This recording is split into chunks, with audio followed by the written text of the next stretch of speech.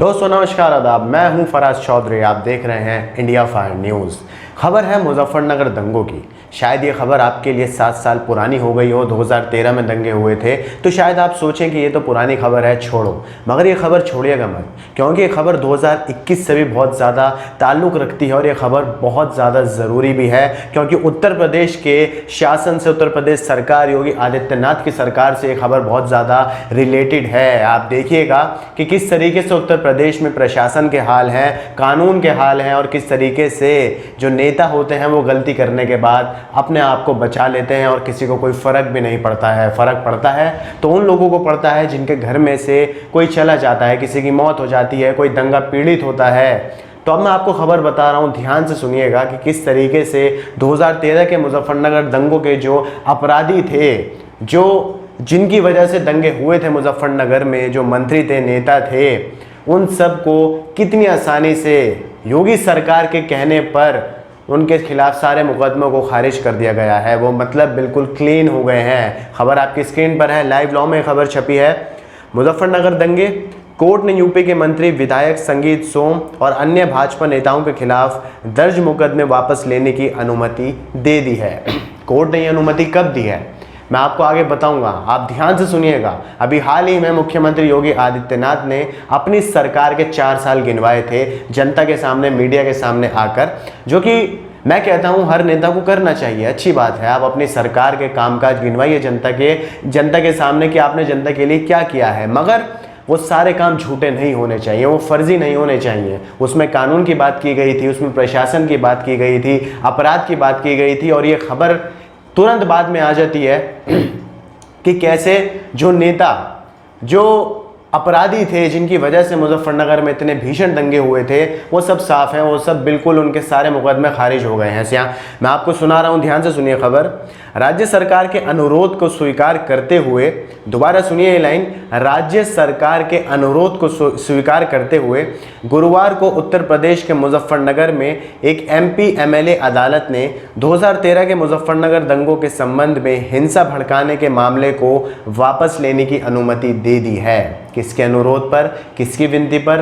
राज्य सरकार की। राज्य में सरकार किसकी है? भारतीय जनता पार्टी की सरकार है। मुख्यमंत्री हैं योगी आदित्यनाथ, जिन्होंने अभी कितनी सारी बातें कही थी कि उनके मुख्यमंत्री बनने के बाद उत्तर प्रदेश में से अपराध कम हो गया है, यहाँ पर कानून व्यवस्था बहुत ज़्यादा अच्छी हो गई है। और ये कितना अच्छा एक उदाहरण दिया है भाजपा सरकार ने, योगी आदित्यनाथ की सरकार ने, कि उन्होंने अनुरोध किया कोर्ट में कि उनके जो MLA हैं, MP हैं, जो नेता हैं, मंत्री हैं, उनके खिलाफ 2013 मुजफ्फरनगर दंगों से जुड़े हुए जितने भी उनके ऊपर मुकदमे लगाए गए हैं, उन सबको खारिज कर दिया जाए। और एक MP MLA कोर्ट ने उनके ऊपर सारे लगे मुकदमों को खारिज भी कर दिया। कितनी आसानी से, आप सोचिए कितने सारे लोगों की उसमें जान गई, कितने ज़्यादा उसमें प्रॉपर्टी का, कामकाज का नुकसान हुआ जनता का, और उसके बाद जो अपराधी थे वो आराम से अपने घर में मुकदमा ख़त्म करवा कर आराम से TV पर ये खबर देख रहे होंगे।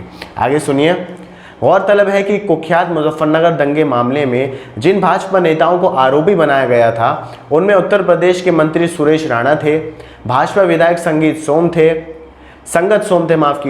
भाजपा के पूर्व सांसद भारतेंदु सिंह और VHP विधायक साध्वी प्राची भी इसमें शामिल थी। इसके बाद आरोपियों के खिलाफ IPC की विभिन्न धाराओं के तहत मुकदमा दर्ज किया गया था।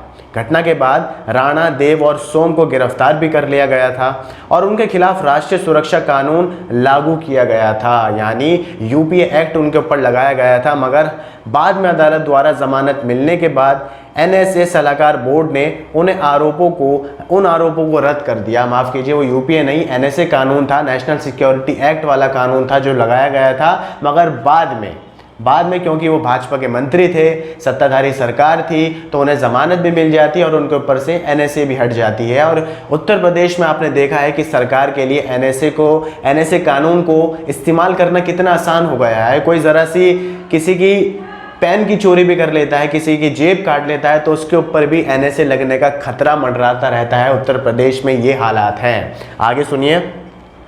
सरकार के वकील द्वारा ये कहते हुए आवेदन किए जाने के महीनों बाद की राज्य सरकार ने अभिव्यक्तियों के खिलाफ मुकदमा चलाने का फैसला नहीं किया है और अदालत को इस मामले को वापस लेने की अनुमति देनी चाहिए। अतिरिक्त जिला एवं सत्र न्यायाधीश मुजफ्फरनगर के सुधीर सिंह गुरुवार को सरकार के वकील को मामला वापस लेने की अनुमति भी दे देते हैं। आखिर क्या जो न्यायाधीश थे, जो जस्टिस थे, जो जज थे, उनके सामने मुजफ्फरनगर दंगे 2013 में जो हुए थे उसमें इतना नुकसान हुआ था, इतने लोगों की जान गई थी, इतने लोग बेघर हो गए थे, इतने लोगों के कामकाज बंद हो गए थे, वो सारी पिक्चर बिल्कुल ख़त्म हो गई हैं क्या जज के सामने से? या जज को भी आप कह सकते हैं सामने अगर कटघरे में भाजपा के मंत्री खड़े हैं, भाजपा के नेता खड़े हैं, तो उन्हें सिर्फ एक ही पक्ष का फैसला सुनाना होता है कि आप इन्हें छोड़ दीजिए, इनके खिलाफ लगे हुए सारे मुकदमे ख़त्म कर दीजिए। क्योंकि इससे तो हमें यही पता चल रहा है खबर से। आगे सुनिए।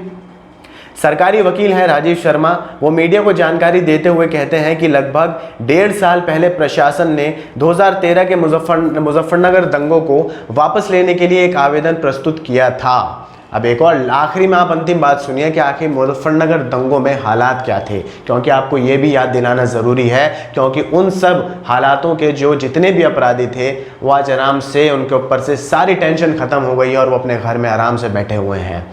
सरकारी वकील ने अदालत में याचिका दायर की थी कि उत्तर प्रदेश सरकार ने भाजपा नेताओं के खिलाफ अभियोग आगे नहीं बढ़ाने का जनहित में फैसला किया है और अदालत को इस मामले का वापस लेने की याचिका को मंजूर भी करना चाहिए।